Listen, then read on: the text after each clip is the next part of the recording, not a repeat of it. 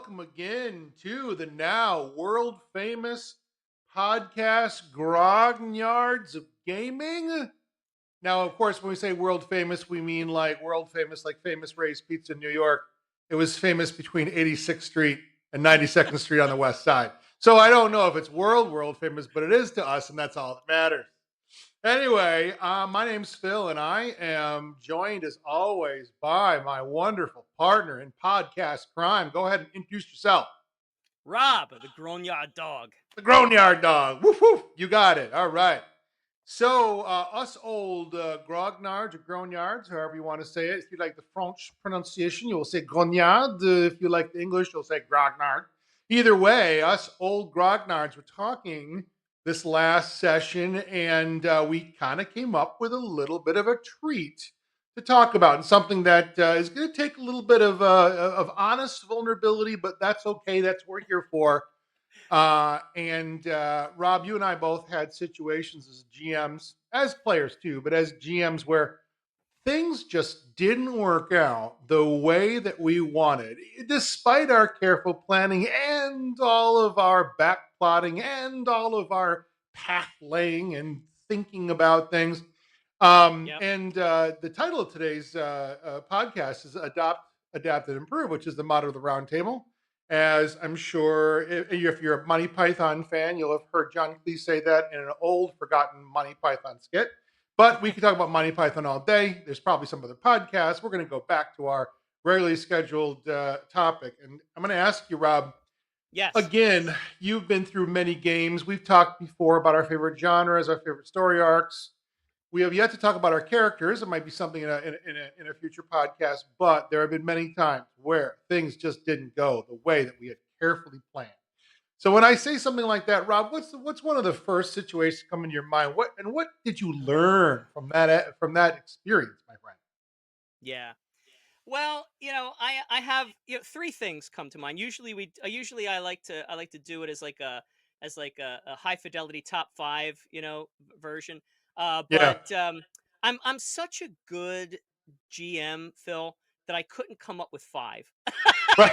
I, but Good. I could come up with three. I'm Right. tooting my own horn here, but I Right. could come up with three, and they are. I just when Nice. I look back at these three, they are embarrassing. So the Good. Good. one Good. so one of them is there is a role playing game called Houses of the Blooded. All right. Houses Now of the Blood. Okay. Houses of the Blooded. I've never played Houses of the Blooded. However, I did acquire the materials for Houses of the Blooded. I read the materials. I loved the setting. So the setting, it takes place in, as I recall, the people or the place is called the Ven, Ven, and it's vaguely supposed to be like northeastern Italian peninsula, like where you have Venice and Okay. Venafro and all of those Ven towns. And so the people are called the Ven, and it's kind of like vaguely like almost Slavic, but kind of Central European community. And it's very much like courtly dangers, it's court intrigue, it's kingdoms and courtiers and that kind of stuff. But like Cloak and Dagger, it gets kind of bloody, and I really loved the setting for Houses of the Blooded. So I ran Houses of the Blooded, but using the Fate system, and I ran it for our two good friends, Jason and Michelle. They were my Okay. players, Okay. and I was running it. And so the scenario took place in like a chateau um, during a party, and Jason's character was this kind of shady cloak and dagger like young woman who had burglary skills, mad burglary skills, and stuff like that. Okay. All right. And Michelle was either hosting the party or she was involved somehow in the household that was hosting the party. And so what happened was there was a scene where Michelle had left the party. She had gone upstairs to the boudoir, and only to discover that a burglar had entered into the window of the boudoir and was invading the bedroom. And you might say to yourself, "Oh, well, I see where this is going. This is where you introduced Jason's character." No, Right. this was an NPC that I had created. And the NP Ah. and I don't know what in God's name I was thinking, but I introduced this NPC who was essentially Jason's character concept. And this NPC was in the bedroom and Michelle, faces this NPC down. And meanwhile, Jason's character is down in the main party, like incognito, infiltrating the house in the main party. And so Jason is like confused when I'm narrating this character, and it doesn't even dawn on me until he says to me, "Rob, that that NPC, what are you doing? Like that should have been my character." Like he just completely broke character. He completely broke the fourth wall. He just addressed me, player to GM, and he's like, "What are you doing? Like that should have been my character." And I have to tell you, he was 100% right, and I was 100% wrong.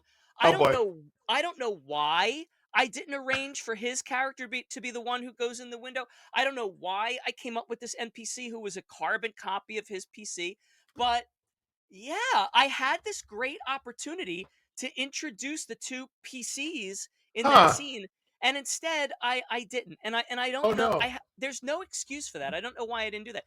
So what did I learn from that? I guess Yeah. I guess what I learned from that is, um, don't the old expression, "Don't put off till tomorrow what you can accomplish Yeah. today." Yeah. Yeah. Don't do with an NPC what you could do with a PC, I That's a guess, is really the great lesson. piece of advice. Yeah, Yeah. yeah. Yeah, actually, that's a really great piece of advice because right when you said that, I'm reminded of the Ars Magica system of wizards, companions, and grogs. And hard coded into the system is the idea that grogs are relatively one dimensional creatures. And so, or one dimensional, like, and they can still be fun to play, but they're kind of like you play them as a troop. You have a pool. They have limited virtues and flaws because they're really not supposed to be a vibrant character. And I remember having Ars Magica characters, especially with new players, and they thought, well, let's just make a warrior, and that's my god. And I would try to lead them toward the idea of, okay, but it's a warrior and a warrior plus, a warrior with, kind of yes anding them into the process. And, I remember some new players, this is years ago. In fact, one of my first thing on the list of tonight is work with new players. So this is actually a perfect lead in. But the new players would be stuck in I'm sorry, new. I should say new to Ars Magic. Some players were new in general, but some was new to Ars Magica. So they had imported the D&D kind of view of character class into Ars Magica, which actively resists that, right? And so I remember thinking, oh man, I kind of let them do a warrior, but then they didn't know, like it might have been a companion, but it was really something where I should have led them toward just doing grok. So yeah, so I like what you say about never kind of let an NPC do what a PC should do, and maybe vice versa too, because there has been times when you know, a scene or something like that was better left to NPCs or just a simple you probably had this too where you've done a scene where it's just overly complicated, but you don't feel that there was a good reason for the complication. Because as we said in an earlier session, players will kind of scan you for the amount of work you've put into a scene. If they sense you put in a lot of work, and you have an NPC name handy, right? They go, "Oh, this is something special." But I remember some of my like fall down moments were times when I was really getting into the detail of something, but really not a good reason to, and I really should have just made an NPC scene. So it's a really good piece of advice you give there. So working with new players is something that I put on my list for thinking about out loud tonight with you. As this is more like thought partnership than it is a podcast, but it's all good. But my frustration and something I learned from was when players, some new ones, like I remember having new players that I wanted to get into Middle Earth role playing or Ars Magica. It could be that they didn't react to a scene the way that I thought they were going to react. And so it felt like a dud. I don't know if you ever had a dud situation, but I've had a couple of things where, despite my preparation or my own personal enthusiasm, I've introduced something where the players have just said, okay, whatever, not a big deal. Or they didn't follow the scene path that I thought they would. Now, that itself is kind of a separate thing because you and I have said many years, if you come up with three options, players will pick a fourth, right? Kind of thing, right? And that's a fun way to think about it because you don't shouldn't self criticize. But I remember some of my own issues was a little bit of self criticism of GM going, oh, they didn't do what I thought they were going to do, and I had this whole thing planned. From that, I learned to to just again, like Michelle had taught me, is everybody having fun? As long as they're having fun, there's really no reason for you to be sad as a GM if they didn't do something that you wanted. But if it didn't turn out the way that you wanted, sometimes I would think I'd have to examine my own enthusiasm and go, okay, Phil, what were you looking for yourself? Did you have some personal, private reason, some overarching drive that this was going to be a big reveal moment or a big fireworks moment and it didn't go off that way? And so some of my learnings also made me think, well, were the characters set up like that? Were they role playing appropriately? And I was just like, oh, I hadn't thought of how they would really react. I don't know. Maybe it was always something, maybe in my perception that I kind of tried to take myself out of. So yeah, new players not reacting as I thought was a frustration. Maybe a scene not happening the way that I thought it would unfold. That was definitely something I've learned from over the years of my GMing. And what did you learn? So when the scene doesn't unfold the way you expected, what's the lesson you take away from that? There's a couple lessons. First of all, that I modify how much I'm actually preparing. There were sometimes I over prepared, and the sense of crestfallenness on my end was also a function of how much I had hyped it up in my own brain. So if I can kind of just what I learned is just to be humble and be happy with whatever the players did, and then be okay with whatever outcome they came out with. Because if they were having fun, who cares how it worked out, right? Um, so what it ended up doing is it helped me be okay with over the years less preparation, and I now joke that the best games I've ever run are the ones that I had no preparation. Now that's not totally true. I'll put that with an asterisk because we've talked about in a previous podcast about a GMing trick is to have a map, right, or have some visual. We talk about visual aids. To talk to you about like the lesser rings, for example. So have something that you can pull out. Just don't feel too bad if the story organically goes in a way that's maybe even better than you originally thought of. So some of my learnings there was like just basically telling myself just to chill out, right? Like just being able to have a better mindset. I have traditionally over prepared things, and I think to myself, Phil, if you're gonna, if oh, I'm sorry, that was an alarm. I thought to myself, if you're gonna over prepare, then make it worth it, right? If you're gonna do something, make it worth it to you, and don't worry if it doesn't like do everything you want it to do. So I think that I kind of matured as a GM after some things didn't quite work out the way that I wanted to, you know? Well, okay. So those are fine. That's fine advice on all points. However, sometimes it isn't enough. So I'm going to give you a specific example because this is a Sure. perfect segue Yeah. into one of my other two instances. Mm. So the next instance I'm going to talk about is exactly that, where the thing I planned turned out to be a dud because the players didn't go the way I wanted, and Okay. I'll tell you the exact situation. So Yeah. the Queens group and I in the late '90s, our flagship game every Monday night was Champions System Pulp. Okay, Two Okay. Fisted Pulp. All right. Yep. I played like a great white hunter. Another guy, Jonathan. He played like an aviator, daredevil. We had a jewel thief in the mix. Michelle played like a nightclub singer with psychic powers. All of the Sweet. great all of the great pulp tropes. All But the this was hits. our All the all the hits. hits, Yeah, right? yeah. And so, those fans of the Champions system might remember the Pulp supplement, the Empire Club, and that's basically what we were Yes. playing. Oh yeah. So, yeah. So we round robin GM'd that. Okay. So it was mostly Jonathan and me round Okay. robining GMing. But every once in a while, everybody else would take a turn. Every once in a blue moon, everybody else would take a turn. Well, we played this game for a year straight. Every Monday night for a year straight. Yes. We got to episode 47, Uh huh. and we said let's round this campaign off with 50 episodes. We will set aside an entire day. Maybe it was like a whole Sunday or something, or a whole Saturday. Maybe it was Saturday because Sunday was your arse game. So maybe we set aside a whole Yeah. Saturday, and we said we're just going to round robin GM the last 3 episodes, and we're going to tie up the whole campaign and move on to something else. And we were all excited. Yeah, this is great.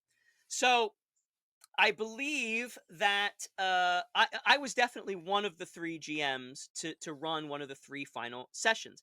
And I Hmm. believe I ran the middle of the three sessions that Saturday. I think maybe Okay. John ran the first one, and Jonathan ran the last one, and I Okay. was in the middle. So in in my middling game, it hinged on the party going to Atlantis. Now, Jonathan, in my game, Ah, was playing an Atlantean. And he had played this character periodically throughout the campaign. It wasn't his primary character, but it was like his secondary character. And he decided he was going to end the campaign playing with this secondary character. So in my okay. game, he played the Atlantean. And like the first, like maybe in the second scene of my game, he need the it was clear, it became clear to the party that the crux, well, maybe it wasn't clear to the party, that might be the problem, but I knew that the crux of the session was going to have to take place in Atlantis, and Right. in order for the party to get to Atlantis, Jonathan's character was going to have to lead them there.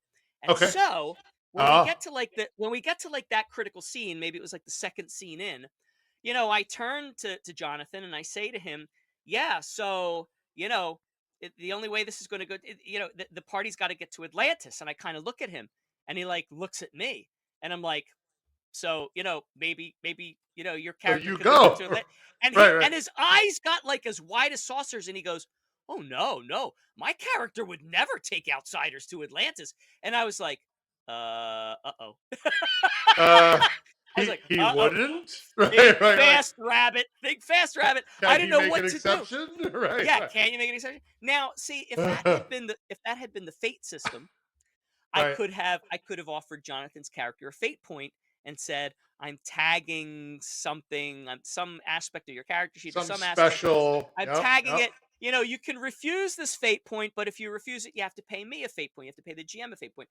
And that is a sort of that's like a Yeah. built-in way for Yeah. GM and player to communicate metagame, like to meta Right. communicate. Kind of like nudge, But nudge. Yeah. but Yeah. in the 80s and 90s, the champion system didn't have such a thing. And so Right. I'm looking at Jonathan, and he's looking at me, and my eyes are wide and his eyes are wide, and we're at this impasse.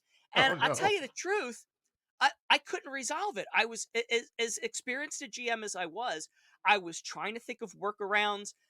We went on for the rest of my allotted time, and the game didn't go anywhere Oh because Jonathan's no. character was in his character, and I didn't realize it was in his character concept Sure. that he had to keep Atlantis secret.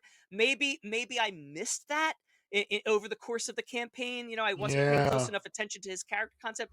But whatever the case, so what happened was we start to approach the end of my allotted time for the Uh-huh. day, and the players are like, "Rob, I'm sorry, we don't know what to do here." And I'm like, "Oh man." Like I rolled a 1 on the D20. I like totally rolled a Right. 1 in my Right. GMing skill. On Like your own I GMing. I Right. totally blew this.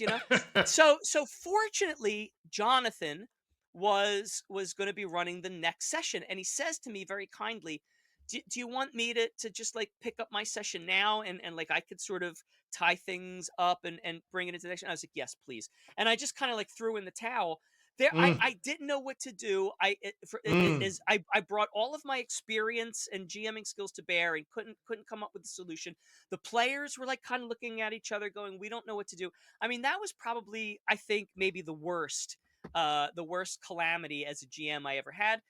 Fortunately, Jonathan was there to pick it up with his session, but like on a normal gaming night, on a normal Monday night, when it would have just been Yeah. me at the helm, there would have been no way out of that. I don't know how I would have gotten out of Wow. that snafu, that conundrum.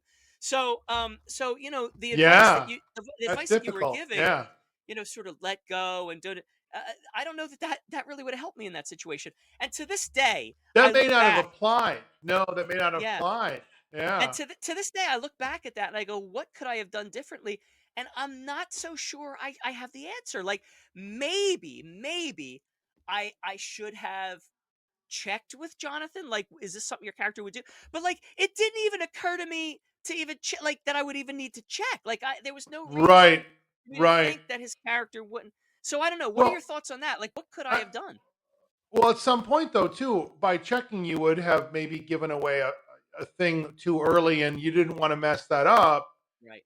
Um, one thought that comes to mind is we used to, well, I shouldn't say we used to, we still do, but a common GMing like technique is a Deus Ex Machina, where if the group is struggling, appropriately, and they've tried everything, and you may still need to convey them somewhere. You do have some like NPC that swoops in to say a thing. You could have had like a boatman from Atlantis show up and say, um, we can make one exception under the direst of circumstances, but like there is, how like you have sometimes you have stuff that happens where it's a success, but with some disadvantage, right? Yeah. You could Yeah. include a plot point to say the boatman shows up, or some some way of some portal happens, but it'll cost you, and like there might be an additional story. And so Jonathan, the player, would get the idea of, oh, this is where the story is supposed to go. But what he was looking to do, and I can totally see Jonathan doing this too, is he's a purist in his character design.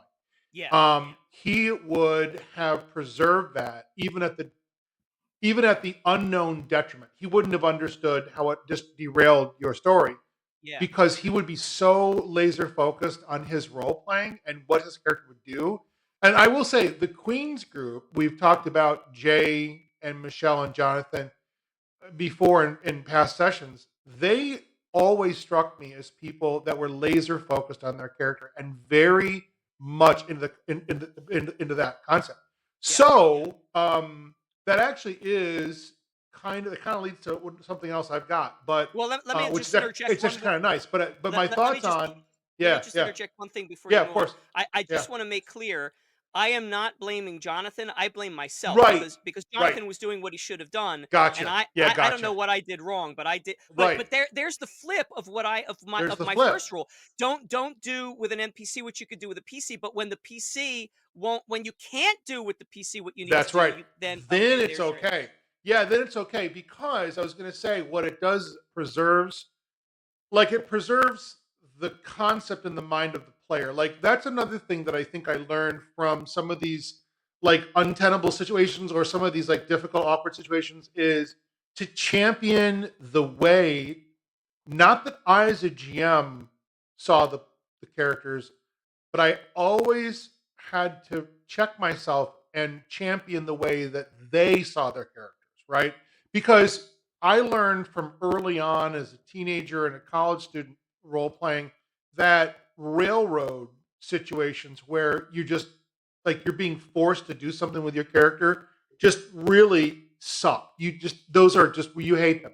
And so role playing with you and the group in New York and the Queens group um, taught me, like, no, you got to preserve, like that's a sacred concept. You're on sacred ground when you're, even if you're suggesting something to a player that their character would do. If it's funny because this actually came up last Saturday. Actually, it's really interesting, Rob. In Ars Magic, I'm running a fledgling Ars Magic story. We've just kind of started to get off the ground a little bit. We're in one of these little things where like the plane is pulling back and starting to get off the ground. We've got a lot of background and information on the Covenant. It's actually part on land, part on the ship. And I think Where you'll is it? appreciate that. It's from on the island of Malta, 1197 AD. Oh, But we've got this nice. sweet ship, which is larger than on the inside than it is on the outside, kind of like the TARDIS effect. Anyway, so we started yesterday. Last Saturday saw the finishing of character generation and the beginning of some character generation for a new player, not new to our expansion, but not new to our group. And he's like, he's, oh my god, the concept is just soaring. It's so good. But at any rate, and my friend Josh said, well, can we try like a sample combat to learn the rules? I said, that's perfect, perfect. So we actually kind of role played out, wasn't just like a ham-fisted combat. I wanted a reason, right? So it had two grogs, and they were like, they were like boasting, and they were being egged on by the grogs. But in the middle of that, my friend Dave had said, well, why doesn't he roll a personality roll? Because I'm trying to intimidate him. And so the roll came out very high, personality wise.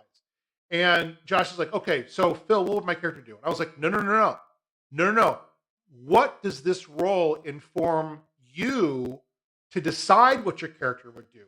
And he's like, oh, is that how it works? And I actually took a moment to explain, I never want to tell you what to do with your character.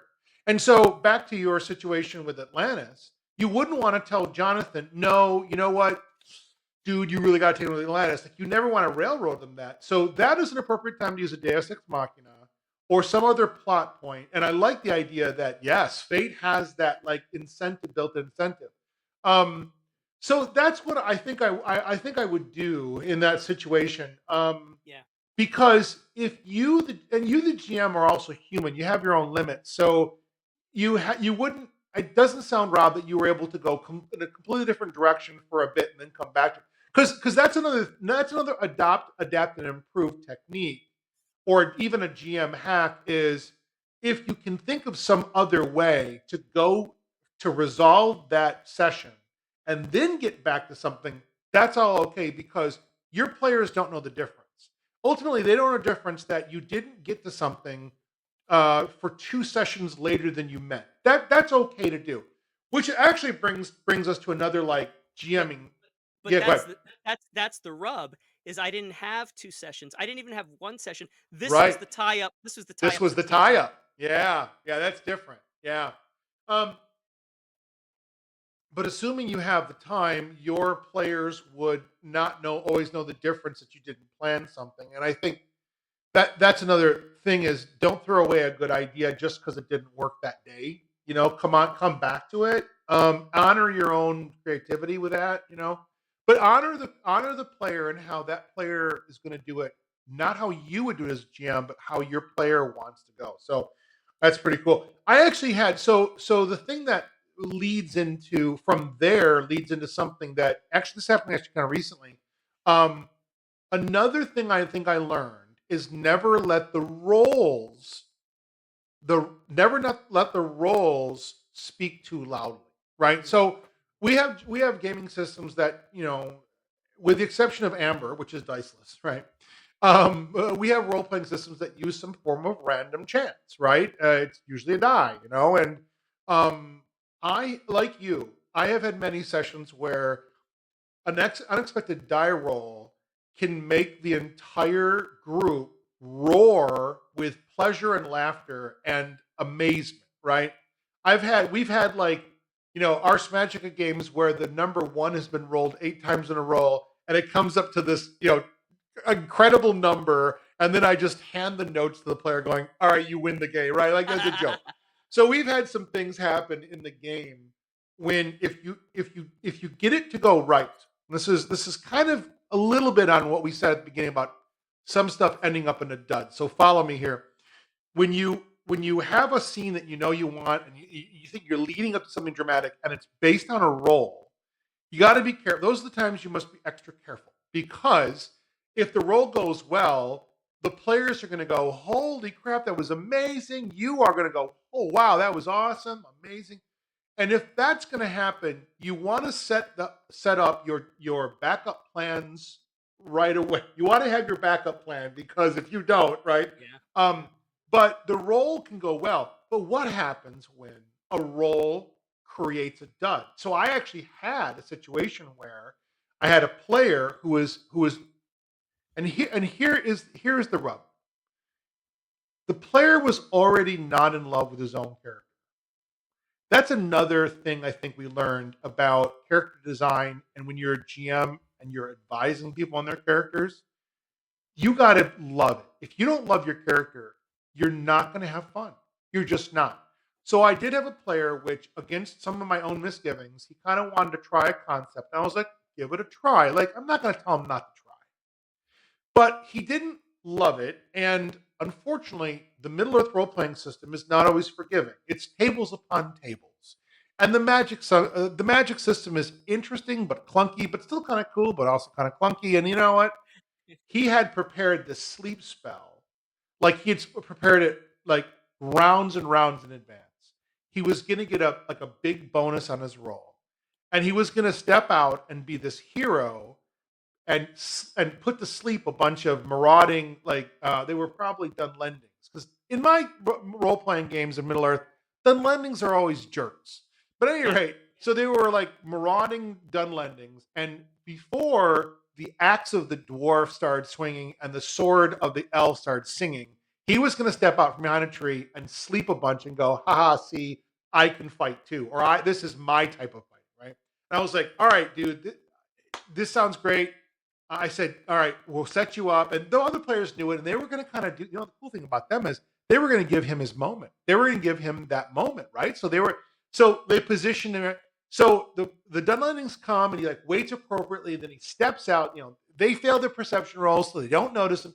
He steps out and rolls a critical fumble on the spell roll, and it fizzles. And we rolled, like I said, well, you got to roll on the spell failure table, and it was like something where he's like stunned for 3 rounds, and I could look at his face, and he started to hate the game. That was the moment he started to hate the game, and I was like, dude, I thought to myself, I cannot even blame him, right? I can't blame him. He had a character design that he wasn't already sure about, and then the rules and the role finally came against him, and I was like, no, that doesn't happen.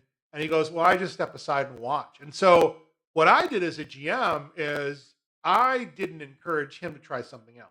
What I really should have done is to say something like, okay, but your ring starts glowing. It does? Okay, it's going to let you try again. Or like there's another PowerPoint or something. I should have given him a Deus Ex Machina. But because the combat had already started, and I had 3 other people at the table that now whose blades were hungry for blood, I kind of let the game, the scene unfold.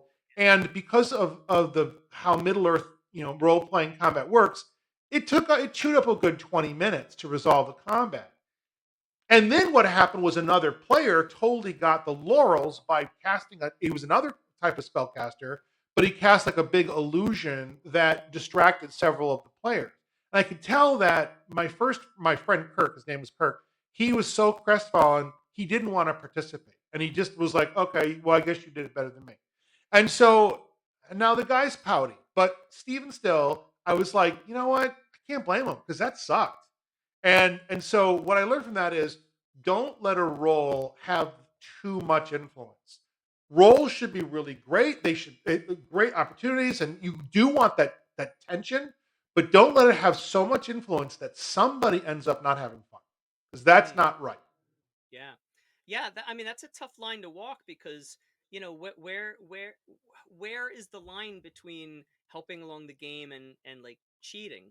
So Right, that's right, I don't know. right. Which And is one other of the players might topics. call you on it. You're like, oh come on, guys. But anyway, do go on. Right. Yeah, yeah. That's actually one of the topics we had considered for a future episode. I don't know if that's something you might want to do next time or anyway. But anyway, yeah, What was I that? hear what you're Oh, remind me. the Remind me. What was that? the cheater. Oh, the cheater. Oh, Yeah. let's talk about that the next time. Sure, sure, sure. That's a great one. The All right. cheater. Yeah. What do you do Yeah. with that kind of situation? Okay, I'm Yeah. intrigued now to hear that. We'll save it for next episode, but that's pretty Okay. cool. Yeah, yeah, Yeah. yeah. So all right. So I don't want The to. cheater. Are you? Yeah. Did you finish your thoughts with I that? Or did. was No, there? I did. I Okay. did. What else you got on your list? Yeah. Yeah. All right. Well, then this is the last thing, and I'm just going to change gears here. So, I actually talked about this in a previous episode. I was the again. It's the Queens group. I was the Yep. player this time, not the GM, and I was playing in a traveler game. So John, not to be confused with Jonathan, these are two different Yes. people in the Queens group. John was running the Traveler game, and Jonathan, Jason, Michelle, and I were the four players. And I didn't know Traveler. I had never played Traveler. I knew it was a science fiction game, and I'm very familiar with science fiction tropes and all. Sure. But you know, Sure. the thing about science fiction is a science fiction setting is its own setting, and so Right. whenever you've got a science fiction game, it's always tailored towards a specific setting with specific things. So I didn't know anything about the Traveler setting, and everybody else seemed to. So I Yeah. thought to Yeah. myself, all right, well, I said, here's what I'll do. I will roll up a disposable character, and maybe I'll roll up a few disposable characters one after the other until I Okay. find one that I really like, and then I'll go with Sure. that one. That's So not a I, bad I went idea. over. Yeah. Yeah, so I went over to John's apartment before he started to run the game, and we sat down and we generated the Doctor. And I got to tell you, the Doctor turned out to be the coolest freaking character ever. I didn't know that the Doctor was going to be the coolest freaking character ever when I finished character generation. I didn't know that the Doctor was going to be the coolest character ever when we started playing the game, the session. But about three-quarters of the way, maybe not even, maybe like halfway through the session, I started to be like, I really like this character. I don't know that I want to. Yeah. I don't know. You I start don't to know that fall I in want love to. with it, don't you? Yeah, Yeah. I did. I started to fall in love with it. So, but here's the problem. Here's the problem. I had created the character to be disposable. I had conspired with the Oh, GM interesting. to make this character disposable, and Yeah. the way we were going to make him disposable was he we were going to take a page from Lost in Space. The Uh-huh. Doctor was going to betray the rest of the crew. And Okay. so, Okay. and so, and so the critical moment came in the session. And Michelle was playing this big, burly space marine type guy, Cool. and Yep.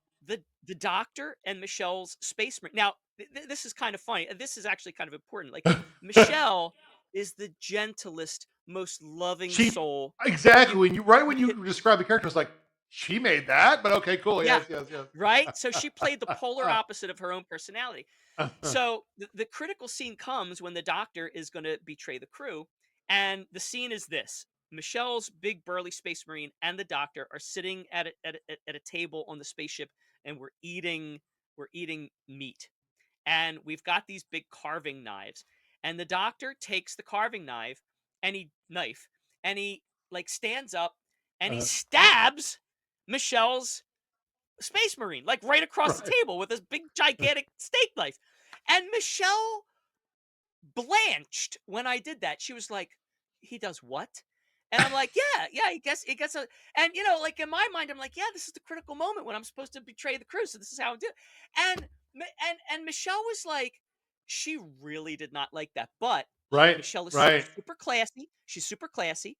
Yep. She's got all this aplomb and everything, and she like rolled with it. She played the game. She played the session out. She let it play out the way I had conspired with the GM. She didn't know that I had conspired with the GM. Nobody around the table knew that I had conspired with the GM because Right. nobody knew Right. I had made this to be a disposable character. Right. But she was willing to give me the leeway to see, where is Rob going with this, because she trusted me, but I had betrayed that trust.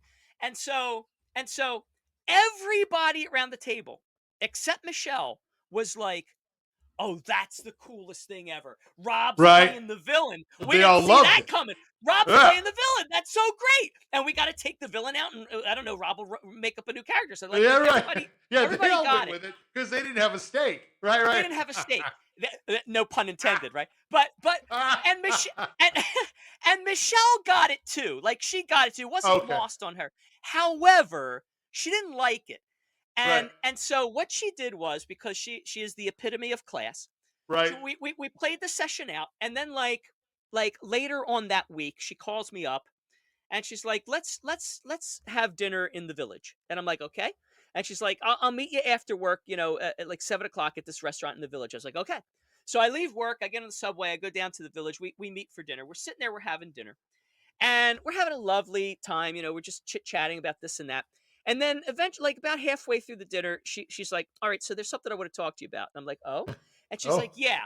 And she's like, "I want to talk to you about the player contract." And I was like, "The who now? The what?"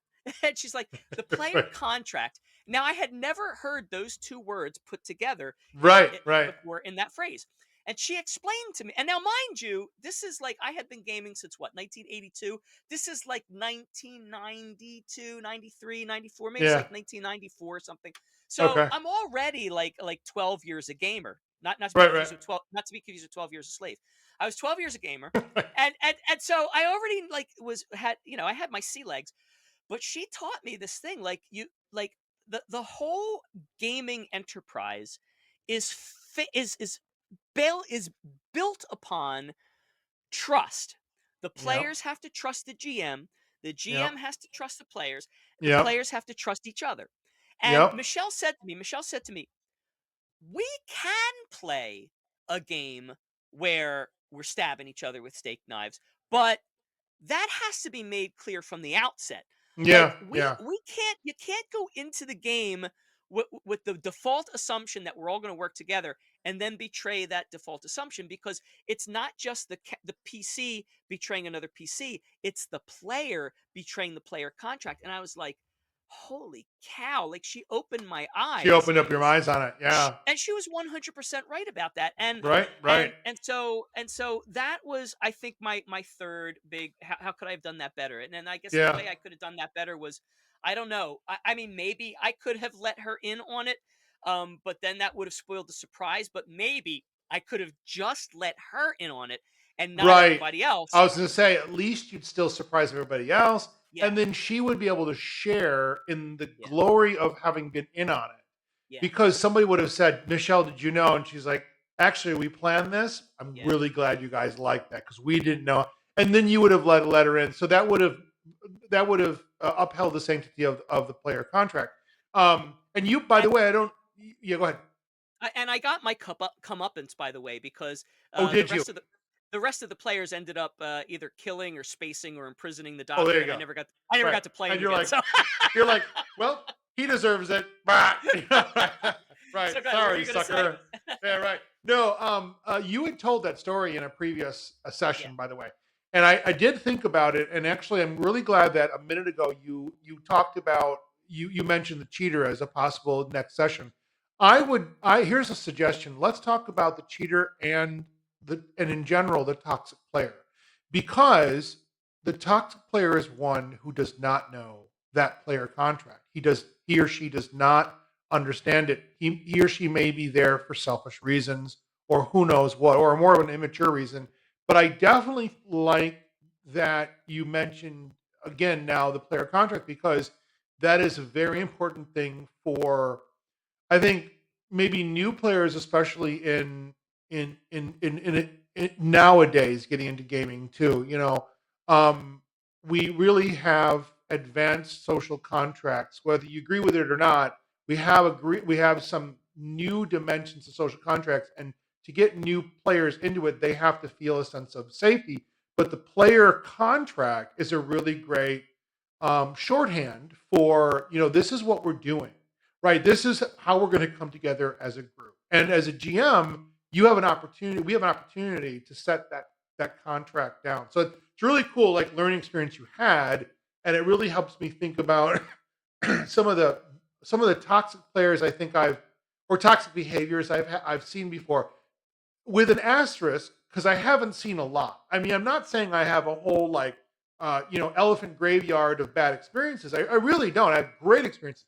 But once in a while, you and I would come upon a bad penny or a person that just wasn't working. yeah. So the cheater, the toxic person, the person not working with the group, that would be a really good, next thing. Now, another thing I also want to dive into on another session, maybe this is the session after that, is your description of the doctor makes me think of other characters I've made that wasn't sure of, but I got really into them. And I will say that Lieutenant Sullivan is one of them. We've talked in a previous session about the Las Vegas 19, somewhere in the 60s. I was telling Fate game that has to do with like sort of organized crime.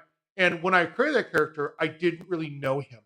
And then as I got into it and role played with the wonderful group that I was role playing with that magical weekend that we mentioned in a previous session, I started to fall in love with him. And then I started to really want what he wanted. I started thinking about his motivations. I started thinking about backplot. And when I start thinking about backplot, then I know I'm into a character. Now the cool thing is, as a GM, backplot, and heck, dude, backplot could be yet another session we could talk about, I'm sure. But if I start backplotting, then I know I'm invested, and that could be in somebody else's character as a GM, which is also very fun to draw out some cool backplot from them.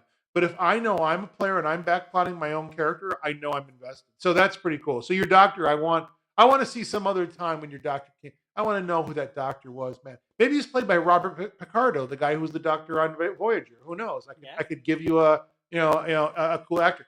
So just to wrap up today's session, I think I've got one more reflection um, about a GMing style that I think needed help. And so, if you pardon it, it wasn't something I did, but I definitely learned from the observation of a GM that it helped me not do know what not to do. Or I'll put it that way.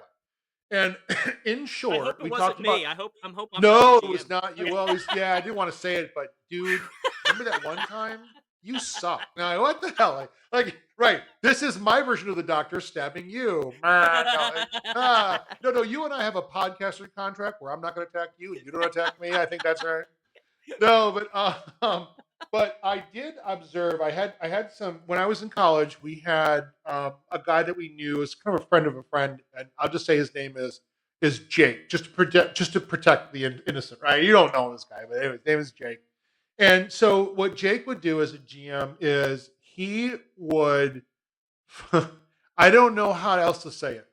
He would fall in love with his own storyline, but he wouldn't trust players to act out things or to interact well enough for his taste in the storyline. And he would create NPCs that would actually promote his story. But what he would Oh. do is he would have NPCs that would talk to each other and do stuff while you were just watching.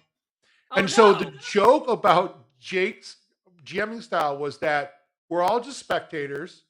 Jake's own game becomes self aware at some moment, and then we just get to watch it like a movie. And I have to tell Right. you, there were some games that were so painfully boring because he didn't really understand how to link us in, but he would just have stuff happening up here. I think what he assumed was that we were smart enough to then find a place in the traffic of the action where we could merge with the traffic. But this is a GMing. I mean, since we're doing this session, I think we're helping. I know we're going to help millions of GMs, my friend. I think we need to make it known. Don't do Jake style. You need to involve your players, and from that, I actually learned give things like give everybody a moment. I learned things like make sure you understand as a GM the characters. If you're just letting them make characters, but you don't even understand their characters, you can't plan accordingly. You won't Yeah. know what they want to do. So he actually kind of had Jake had this way of thinking about his games that was just kind of his own story. And if you found a place, great, and if not, too bad, right? And Yeah. he would actually stop and go, "Oh, by the way, what are you guys doing?" Like if you're ever asking a group of players, "By the way, what are you guys doing?" and it's been 20 minutes, you're Right. probably in your own world as a GM, and I don't know what you're doing. At that point, just write a fiction book. We'll read Write it. a book. Just write a That's book. right. Yeah. Yeah. So Yeah. I, yeah. I call I call that Pygmalion syndrome because you're falling in love with Ah, your own you're there you falling in go. love with your own story. And Your so own this is sculpture. why Yeah. yes, and so this is why I think my star killer method of GMing, which I talked about in an Uh-huh. earlier session, Yeah. is a good cure for Pygmalion syndrome because what you do, as I said, you make an outline, but you when you make the outline, you make it with the understanding that you do not wed yourself to this outline, that this is Right. the adventures of Luke Starkiller, and what plays out at the table is Star Wars: A New Hope. You have to let Right. the players take your outline and make it their own. And That's if you're right. just going to carve the statue and fall in love with it, Right. you're doing a disservice to the players. They're not really players. Totally. They're just an audience. And I think I did learn from some of my own. I think I mentioned earlier in the session. I sometimes I overproduced or I overprepared. And I did learn to pull that back also so that I wasn't doing too much of the role playing for the players. I remember making like to this day, I'll get on InDesign and make a two-page spread of something. But what I don't want to do is try to over control, and I would try to over plan, over control. Then I realized, I'm not letting them in to my design. I was kind of doing a version of what Jake was doing.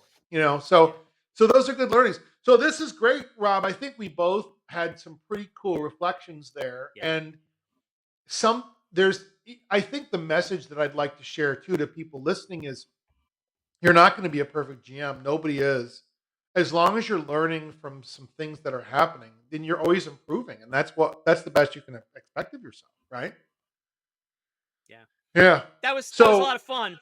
Great yeah, fun, man, Phil. it was great. So in the next session of Grognards Gaming, we're going to do the cheater and the toxic player, what to do, and there's a lot of diplomatic situations I think you and I have both had where we've tried to handle it as professionally as possible, but sometimes you just, it's hard. Anyway, I look forward to that, my friend. As always, it's been great. This is the Ground Yards of Gaming, and I'll talk to you soon. All right, bro. All right, brother.